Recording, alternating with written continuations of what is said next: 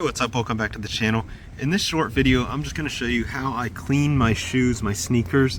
I do this every couple to a few weeks. They get pretty dirty, you know, just from normal life stuff. These actually don't even look that horrible, but you know. So I'm just going to show you real quick how I clean them. It's not anything complicated, but I do have a method that works for me. Now the first thing I do is just go ahead and get them nice and wet. In this case I'm outside with a hose. Just like that, that'll be enough.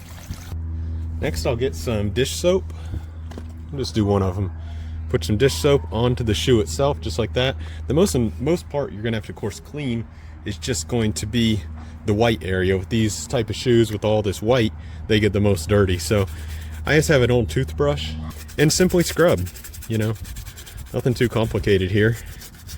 Probably spend 10 minutes scrubbing. Probably best if you do kind of circular pattern. Of course, get up on the swoosh too, or anywhere else you see dust and dirt. And I'm just using some normal, probably something from the Dollar Tree, dish soap. I've used other types of soap. I've never had any preference per se. It all seems to work pretty well. And this is a pretty hard brush, which I find works really good. The soft ones I don't like to use as much. And I just go all the way around the shoe. I also like to do the bottom too. I mean, it's not that important because it's just going to get dirty again, but I just personally think it looks nice. Of course, I don't focus as much on the bottom as I do the sides and stuff. So I'm going to go ahead and just keep scrubbing around. You may even have to add more water as you're going if it gets too dry. That's why it's actually nice to have a little bucket with you. I may actually go get one. Right now I don't have one. Matter of fact, I think I will. I'm going to go grab a bucket so I can kind of add some more water. Okay, there we go. I have a bucket of water. Actually, this is a cheap waste can that you can get like at Walmart for $5-6. Anyway, anything to get some water so you can clean off your brush and maybe add some more water to your work here. And just keep brushing, you know, do it as much as you want until it looks as clean as you want it to.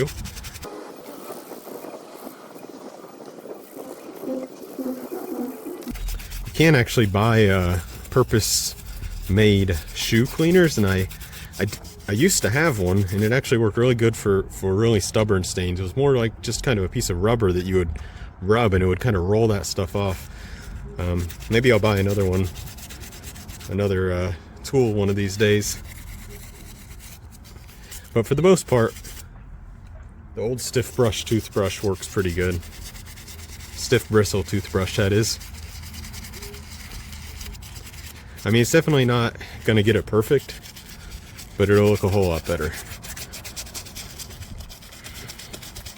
Now these sneakers are pretty old and pretty worn out, so some of these stains are really ingrained, like even that one on the swoosh. Nike swoosh. I'm rubbing pretty hard here and aggressively, and I can see that's not coming off still, unfortunately.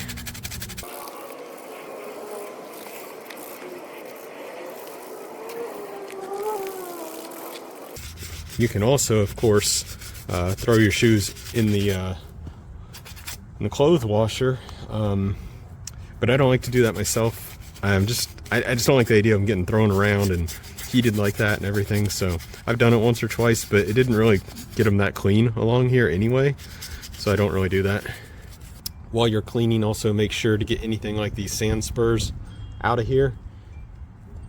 I usually collect a few of those in Florida, and you may or may not want to undo your laces. Usually I just leave mine laced unless I find them to be extra cruddy or dirty under there, then I'll unlace them, of course. But a lot of times I'll just leave them laced. Although I will say it doesn't hurt to undo it, because usually when I dry them, I do unlace them quite a bit to loosen them up to get more air through. But we'll talk about drying in just a few minutes. After you do your initial rinse, you can always come back and continue scrubbing like I'm doing right now. I found some spots that I either totally missed or they just didn't clean too well. Another thing you can do is you can take any kind of rag and scrub on it with that too. You don't only have to use the toothbrush, and sometimes that can get additional things out like that. There was actually a stain right there, and now it's totally gone. Sometimes the rag can do good for stuff like this, like stubborn stains along the bottom edge. See, it's actually taking some of that out. Yeah, definitely that improved things a little bit. A lot of times that just takes a lot of hard scrubbing. Just back and forth, kind of to work that stain out, work those stains out. The older the shoe is and the more kind of stains you have ingrained in there, the more work it is to get them clean, I find. And these are pretty old. They're kind of about done. The sides and the outside looks pretty good, but as you could see, especially on this other one, the tread is pretty much trashed. So, gonna be in the market for some new sneakers pretty soon.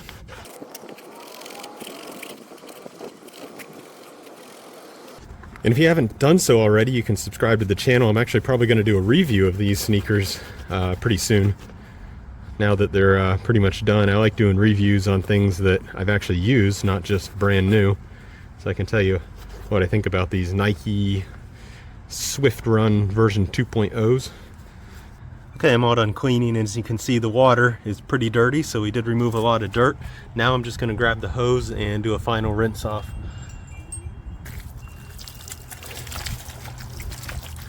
I want to get all the soap out of there. Looking half decent, not too bad for old sneakers such as these.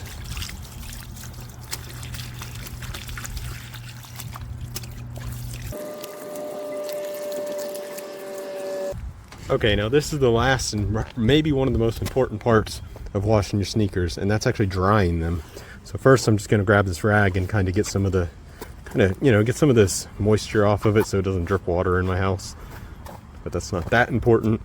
You can flick it around if you want to get some additional water out that way. The more you can get out now, the less you have to do later. Now if you're in the Florida sun like we sometimes are here, you can just set them out in the sun. I've done that many times, but today it's overcast and it's the winter, so can't do that.